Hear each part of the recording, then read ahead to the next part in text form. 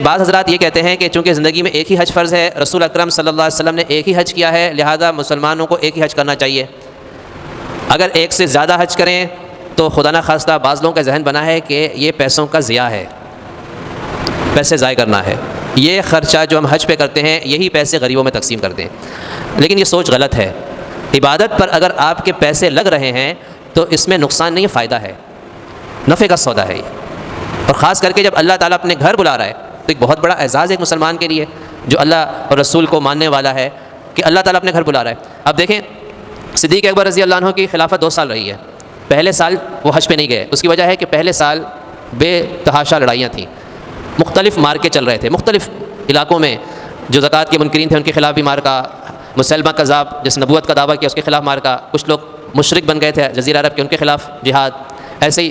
ایک دو اور جھوٹے نبوت کے دعوے دار تھے، ایک عورت تھی اس کا نام سجاد تھا اس نے بھی دعویٰ کیا، اور ایک طلحہ نام کا آدمی تھا اس نے دعویٰ کیا، تو اس وجہ سے پہلے سال تو موقع نہیں ملا، لیکن دوسرے سال صدیق اکبر رضی اللہ عنہ حج پہ تشریف لے گئے۔ حضرت عمر فاروق رضی اللہ عنہ کا دور خلافت آیا تو عرب سرزمین میں امن قائم ہو چکا تھا، تو اس لیے حضرت عمر فاروق رضی اللہ عنہ نے پھر ہر سال حج کیا ہے۔ آپ دیکھیں خلیفہ راشد ہیں، وہ انہوں نے یہ نہیں کہا کہ اللہ کے نبی نے چونکہ ایک حج کیا میں ایک ہی کروں گا، نہیں، 10 سال خلیفہ رہے، 10 حج کیے انہوں نے۔ عثمان غنی رضی اللہ عنہ 12 سال خلیفہ رہے، ہر سال حج کیا، 11 حج کیے، 12ویں سال تو چونکہ وہ محاصرہ ان کا ہو گیا تھا اور ان کو پھر شہید کر دیا گیا تھا، اس کے علاوہ باقی اس سے پچھلے 11 سال وہ ہر سال حج پہ جاتے رہے، مدینہ منورہ سے مکہ مکرمہ۔ تو ان کے ذہن میں یہ نہیں آیا کہ یار یہ پیسہ جو میں حج پہ لگا رہا ہوں، اس زمانے میں بھی ایسے خرچے ہوتے تھے جیسے آج کل خرچے، اس زمانے میں اس لحاظ سے خرچے ہوتے تھے، تو انہوں نے کبھی نہیں سوچا کہ بھائی میں یہی پیسے بجائے اس کے ہر سال حج پہ جاؤں، میں نے حج فرض ادا کر لیا اللہ کے نبی کے ساتھ تو یہ میں غریبوں میں تقسیم کر دیتا ہوں، نہیں۔ تو یہی ہمارے بہت سے صحابہ کرام کا ہمیشہ سے معمول رہا کہ انہوں نے ہر سال حج کیے۔ بہت سے بزرگان دین، امام ابو حنیفہ رحمۃ اللہ علیہ کے بارے میں کتابوں میں لکھا ہے کہ انہوں نے 55 حج کیے، یعنی بالغ ہونے کے بعد سے لے کے موت تک ہر سال حج کیا۔ آپ کو مثال کے طور پہ سعودی عرب کا بادشاہ آپ کو دعوت دے اور شاہی مہمان کے طور پہ آپ کو بلائے اور ہر سال بلائے تو آپ نہیں جائیں گے کیا؟ آپ کتنا بڑا اس کو اعزاز سمجھیں گے کہ سعودی عرب کا بادشاہ مجھے ہر سال اپنے محل میں بلاتا ہے، پروٹوکول دیتا ہے، شاہی مہمان کے طور پہ ٹھہراتا ہے، تو آپ تو سر کے بل دوڑتے ہوئے جائیں گے۔ تو جو بادشاہوں کا بادشاہ ہے وہ جب کسی کو بلائے تو اس کے لیے کتنی بڑی ہے سعادت اور کتنا بڑا اعزاز ہے کہ وہ اللہ کے گھر پہنچتا ہے، اللہ کا مہمان، جس کے بارے میں حدیث میں فرمایا کہ ضیف الرحمان ہے، وہ شخص جو اللہ کے گھر جاتا ہے وہ اللہ کا مہمان ہے، ضیف ہے، اس لیے ان کو ضیوف الرحمان، اللہ کے رحمان کے مہمان کہا جاتا ہے۔ تو اللہ تعالیٰ میزبان بنتا ہے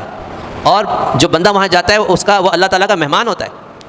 تو کسی بڑے کے پاس ہم مہمان کے طور پہ جائیں تو ہم کتنی بڑی سعادت سمجھتے ہیں، جو رب کائنات ہے اس کے پاس اگر مہمان کے طور پہ جائیں تو کتنی بڑی سعادت کی بات ہوگی۔ تو اس لیے یہ ذہن غلط ذہن ہے جو لوگوں کا بن گیا ہے کہ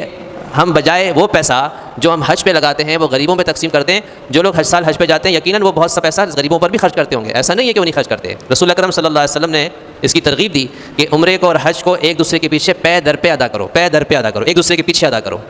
اس چیز کی ترغیب دی۔ اور میں نے وجہ بتا دی کہ آپ صلی اللہ علیہ وسلم نے ایک حج کیوں کیا تھا،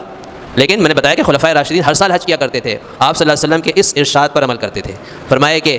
اس کے فائدے بتائے، فرمایا کہ پے در پہ عمرہ کرنا، پے در پہ ایک دوسرے کے پیچھے حج کرنا، اس سے ایک فائدہ یہ ہوگا کہ اللہ تمہارے گناہوں کو بخش دے گا، دوسرا فائدہ یہ ہوگا کہ تم نفاق سے بری ہو جاؤ گے،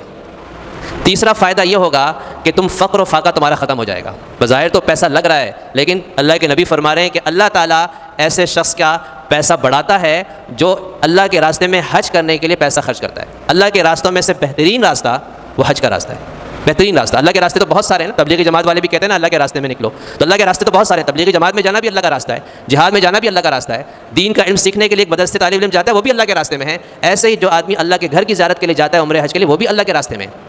اور ہر راستہ ایک دوسرے سے بڑھ کر ہے۔ تو فرمایا کہ بہترین راستہ کون سا؟ اللہ کا راستہ جو حج پہ جاتا ہے انسان، کیونکہ اللہ کا مہمان ہے۔ اللہ تعالیٰ فرما رہے ہیں آؤ میرے پاس، میں تمہاری میزبانی کرتا ہوں، تم میرے مہمان ہو کر ٹھہرو گے۔ اور فرمایا ایک حدیث میں کہ اس راستے میں جتنا مال خرچ ہوتا ہے اس پہ صدقے کا ثواب ملتا ہے۔